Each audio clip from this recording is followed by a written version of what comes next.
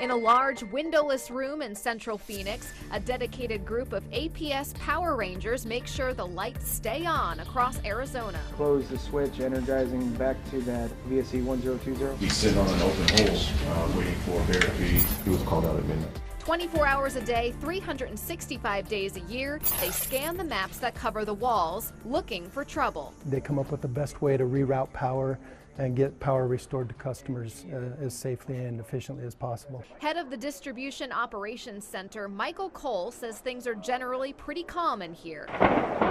But when things start brewing outside, Michael says his people kind of kick into high gear and start working really hard to get people's power on as fast as possible. During a large power outage, Ticket you just sent back from Mojave Lane. Temp cutout at VTP 1201 and V7046. APS will prioritize calls.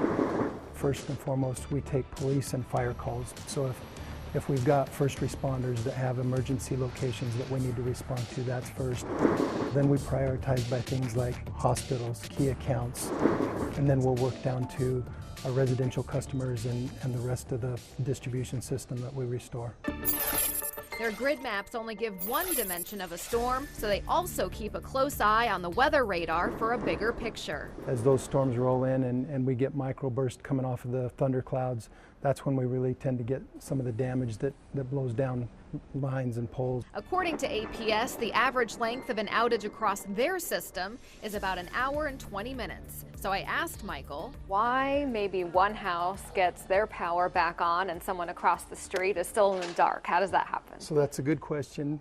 Really, a lot of it revolves around system constraints. It just depends on where it is, where it starts, and what devices that we can switch around it with are.